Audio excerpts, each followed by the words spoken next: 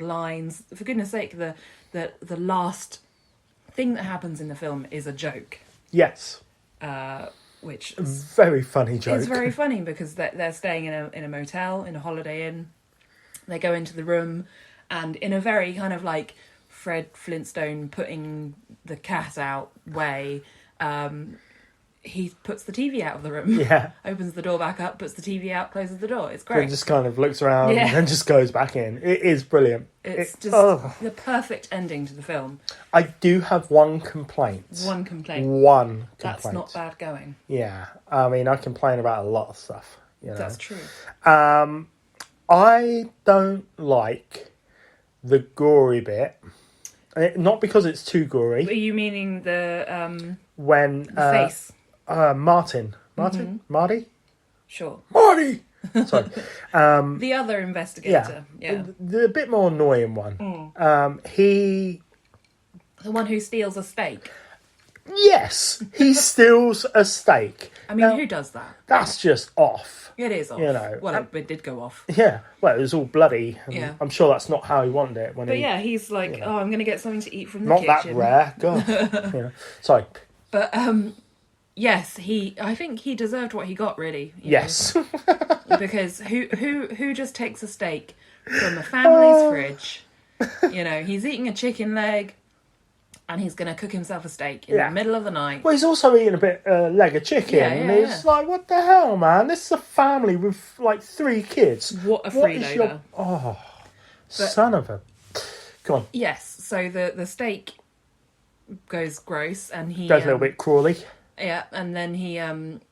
there's maggots on his chicken leg as well, so he goes to the bathroom and, then peels his face off. Yep. Yeah, which... But I agree, it is a bit... it doesn't fit. It doesn't. And if there's... Because I didn't want to talk about the whole Spielberg, Toby Hooper thing. No. I think that was probably a Hooper idea. You know? Sure. Because all the way through this film, it's very... light-hearted. Yes, there's some scares, but they're almost gentle up towards the end. Yeah. And that scene just doesn't fit. But again, I think that maybe, because he's not a particularly kind of likeable character, and he is kind of taking the mick a bit with, helping himself to the food and whatnot. Yeah, but do you think that's the whole reason for that? Well, maybe because the house...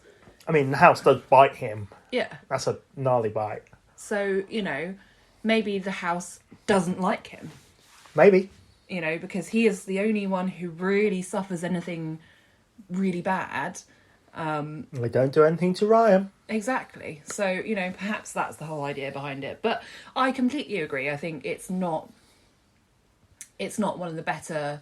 kind of scenes. The special effects aren't good enough to pull it off, really. But I do like the kind of noise that he makes when he's got a skeleton face. It's sort of it's just but I like it because it makes me laugh. So because I'm that kind of person. I also think that there's a little bit of a dip.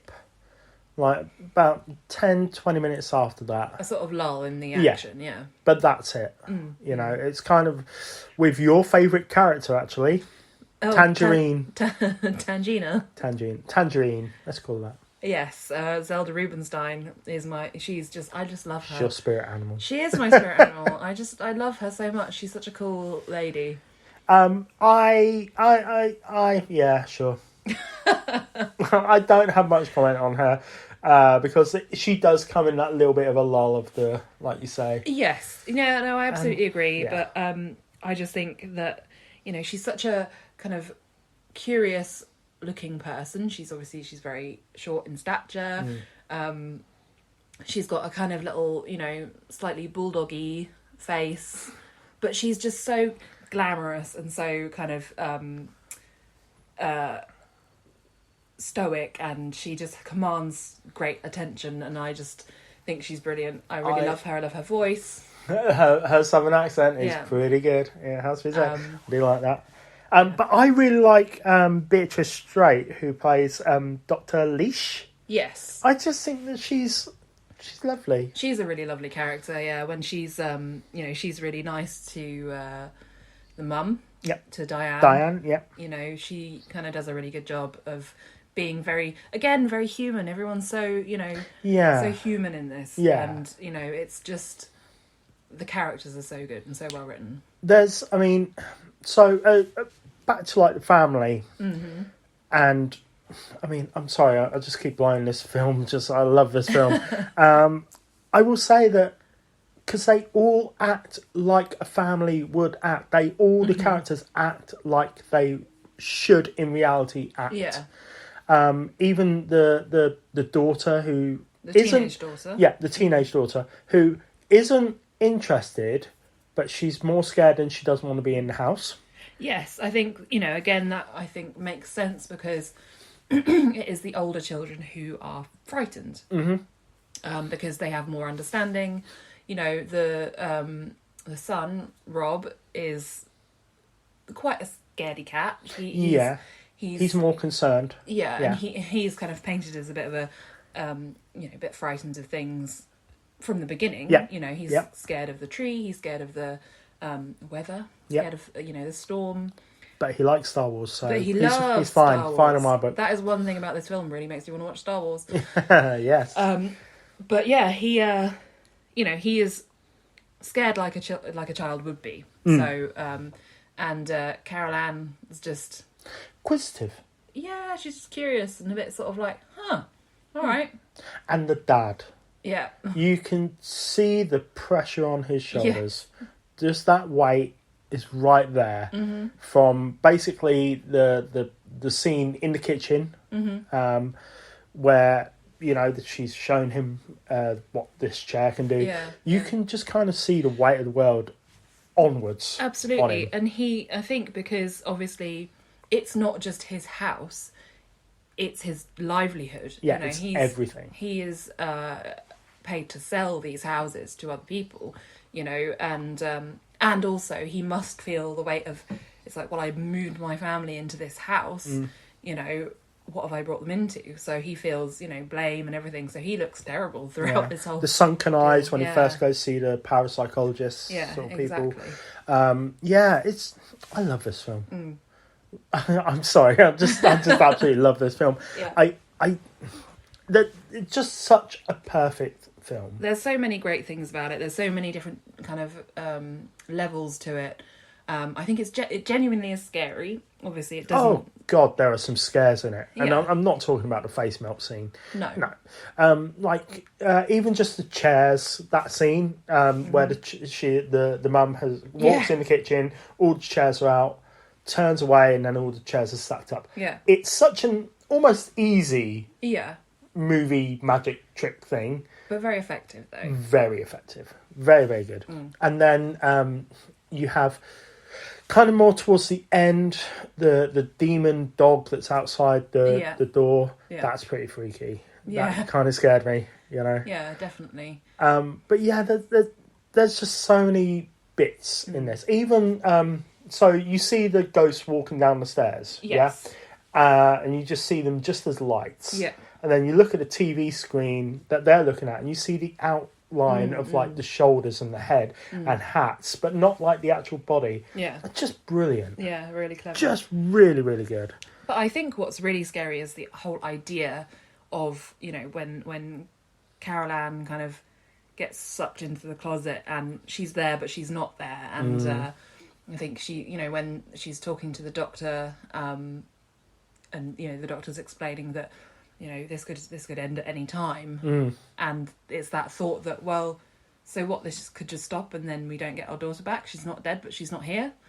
Yeah. It's a terrifying prospect. Like, what, so we just talk to her through the TV for the rest of her life? Oh, you don't have to buy food, so, every cloud. Yeah. Don't have to put her through college, Yeah, saves on... bonus. Saves on water bills, everything. Yeah. Brilliant. Be all right, yeah. Not much compensation really for losing your child. Plus, also, you got to think about the money as well. Oh, what, bringing people to come and talk to the TV girl? Yeah, my kid is actually on TV. That's true. The TV girl wheel her into like a Graham Norton show. So, how do you like this being on TV? I'm always on TV. So, anyway. Sure. I mean, why not? What shall we talk about now? I'm just going to answer that and say, what's your favourite scene? I found it very, very difficult to decide on a favourite scene, but I'm going to say my favourite scene is when the tree tries to eat the little boy, because I'm sorry, but he's really annoying. So, okay. But also I think that's really good, and it is horrifying. It's like, it is a really scary tree, and and it's quite a violent. It doesn't take it easy on him either, and even when his dad kind of rescues him, they fall from the tree. It looks really brutal. Oh yeah. And also any scene with Tangina. Tangerine, yeah. Tangina, yeah. In regards to the tree, Yes. on rewatching it, Yes. the only thing that I could think about were those trees in Lord of the Rings. The woo, woo, woo. No, that's just like The if they were jerks. the Ent. What? Ent? Are they called an Ent? Sure. Yeah. I Tree don't people. know. Yeah. Go ask Hardy Paranormal. Okay. They know. I don't. I have a favourite scene, Yes. which I've already mentioned, Oh. and that's the chair scene.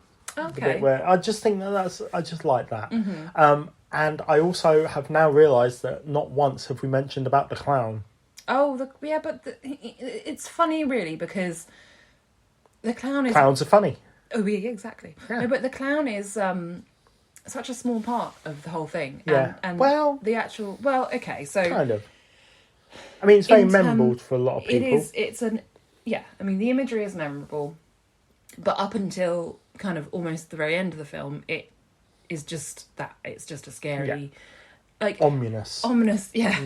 And you kind of think... An ominous clown. Yeah, most of them are. You kind of think, why on earth does he have it, and why does he sit it at the end of his bed? Given that he always chucks his jacket over it. But yes, so the clown, that bit is quite horrible when it does come to life and attack Rob. But he kicks the crap out of it. Yeah. Relatively I hate easily. you, I hate you, Yeah. I hate you. Just ripping the stuffing out of it. Yeah. It's like, yeah, Robbie, you get him, bruv. Exactly. So, I've never really seen that as much of a thing. Whereas kind of on the remake, it's like the cover. Yeah. So, remake. We've seen it. Yeah. We've seen it a few times now, actually. Yeah. I don't hate it. It's just a bit pointless. It has Yes. aspects which are really quite good. Yeah, it's not a bad film. It's why, Yeah, it just wasn't needed. No, absolutely not. Everybody involved in that film should have known better, really. Yes. That's all. Yeah, absolutely. What's your favourite line? This house is clean. Okay, that's Just because I love the way she delivers it. Yeah. What about you? You son of a bitch! You moved the samurai, but you left the bodies, didn't ya? Didn't ya? It's like, well, actually, that's my favourite line, because every time I hear "didn't ya," it makes me chuckle. It really is didn't ya. Yeah. It's not didn't you, it's didn't ya. Yeah, it's great. But then, my real favourite line is towards the end of the film where Diane says to Dana, you better get Brian to bring you home right after dinner because Dad wants us to stay at Holiday Inn on I-74. He goes, oh yeah, I remember that place. And it's like, what? She's a slut. She's brilliant because she does have these, like, it's again the subtleties in this film when, Dominic Dunham, let's just point Dunn, out. yeah. Dunn, yeah. Are you about to talk about the... She comes back and she just has hickeys on her neck. She's been staying with a friend. And, and she's got that great moment where she feigns doing like a Macarena sort of movement, and then she just does the kind of fist pump to the finger, the kind of flips the bird to the builders who are catcalling her. She's brilliant in it. She is good. I will point out that she is the sister of Griffin Dunn, who was the main guy from American Werewolf in London. Yes. And for anybody who's tuned in to hear us talk about curses or weird things, we're not going to do that on this